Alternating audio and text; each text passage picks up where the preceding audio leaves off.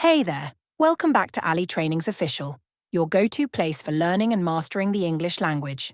Before we dive into today's video, I've got one quick request for you.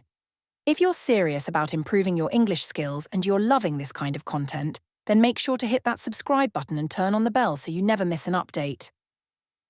All right, let's jump right into today's big question, speaking versus writing.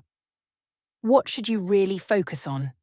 Now, if you're learning English, chances are you've probably asked yourself this question more than once.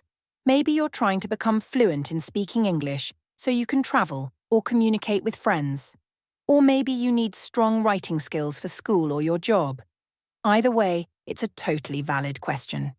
And today, we're going to break it down clearly and simply. So, by the end of this video, you'll know exactly where to put your energy depending on your personal goals. So let's start by looking at the big picture. Both speaking and writing are essential skills in any language. But here's the thing. They're not the same. They use different parts of your brain, they develop at different speeds, and they serve different purposes. Speaking is often quicker, more spontaneous.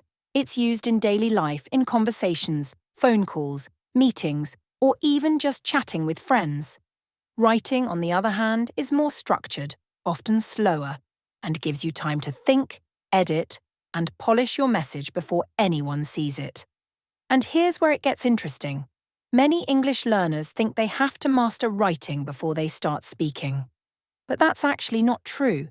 In fact, a lot of people can speak well before they write well, just like children who learn to talk before they ever pick up a pen. Now, don't get me wrong. Writing is super important too. But if your goal is to communicate fluently, confidently, and naturally in everyday situations, then speaking might need to be your primary focus, at least in the beginning. Think about this. How do you use English most in your daily life? Do you need to write formal emails? Or are you trying to have smooth conversations at work or with native speakers? If speaking is your main challenge, then writing more and more essays isn't going to magically make you a better speaker. The only way to improve speaking is, you guessed it, by speaking. One big mistake many learners make is hiding behind textbooks, writing tons of notes, memorizing grammar rules, but they never open their mouth. And then they wonder why they freeze when someone talks to them in English. Let me tell you, confidence in speaking comes from speaking, not from silent study. Now, here's a cool idea. Use writing to support your speaking. For example, try writing a short paragraph every day about your day or your opinions, and then read it out loud. Or better yet, record yourself reading it and listen back. You'll improve both your writing and your speaking, and your confidence will grow naturally. Another thing to remember is that spoken English is different from written English. When we speak, we use contractions like I'm instead of I am, and we're often less formal. We use simpler words and more common expressions. Writing can be more polished, with longer sentences and more complex grammar. So if you're only focusing on writing, you might sound too stiff or robotic when you talk. But when you practice speaking, you start to get a feel for natural rhythm, tone, and everyday vocabulary. Now, let's say your goal is academic. Maybe you want to study abroad, pass an exam like IELTS or TOEFL, or write research papers. In that case, yes, writing should definitely be a major focus for you. You'll need to learn how to structure essays, use formal vocabulary, and avoid slang. But even then, don't ignore speaking. Because in most exams and professional environments, you're expected to speak clearly and confidently too. So again, the two skills support each other. So how do you balance both? That depends on your goals.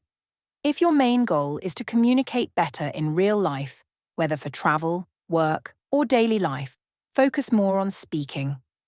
Practice with a partner, join conversation clubs, talk to yourself in English, or even use speaking apps. But also keep writing short texts regularly to build vocabulary and structure. If your goal is academic or professional writing, or if you're preparing for a written exam, then yes, spend more time learning how to write correctly, organizing ideas, using connectors, and improving grammar. But again, make time to speak as well, because language is meant to be used, not just written down. Let's take a real example. Imagine someone wants to move to Canada for work. They'll need to speak with colleagues, give presentations, join meetings. Here, spoken English is crucial. Writing emails is important too, but most of their interaction will be spoken. So, in this case, they should focus more on speaking practice, fluency drills, and pronunciation. Now imagine someone applying to a university program in the UK. They'll be writing essays, doing research, responding to professors in email, and maybe writing reports. In this case, writing becomes more important, but they'll still need to speak clearly in discussions or interviews. So they can't ignore either skill. So it's not about choosing one forever and forgetting the other. It's about prioritizing the one that aligns best with your immediate needs and life goals, while still giving attention to both over time. I also want to talk about mindset for a minute. A lot of learners fear speaking because they're afraid of making mistakes. They don't want to sound silly, or they feel shy. But guess what? Mistakes are part of the process. No one becomes fluent without making them. Even native speakers make mistakes when they speak. The key is to keep going, keep practicing, and most importantly, enjoy the journey. So if you've been focusing only on writing because it feels safer, it's time to be brave. Start speaking, even if it's just to yourself in the mirror, even if it's just 5 minutes a day. Every little bit counts. And if you've been only speaking and avoiding writing because it feels too hard or boring, start small. Write a few lines each day, a short diary entry, a message to a friend, a comment under a YouTube video. Why not start with this one? You don't need perfect grammar to communicate. You need confidence and consistency. And the more you practice, the better you'll get, in both speaking and writing. Before we wrap up, I want you to think about why you're learning English. Is it to connect with people, to grow your career, to explore the world? Whatever your reason, let it guide you. Focus on the skill that gets you closer to your goal. But don't forget to build the other one too, step by step.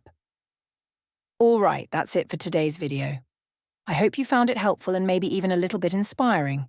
If you did, please don't forget to hit that like button, share this video with someone who's also learning English, and subscribe to our channel, Ali Trainings Official, for more helpful videos like this.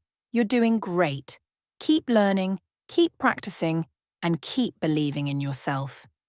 English fluency isn't just about knowing words, it's about using them boldly, whether in speech or writing. Thanks for watching, and I'll see you in the next one. Take care and happy learning.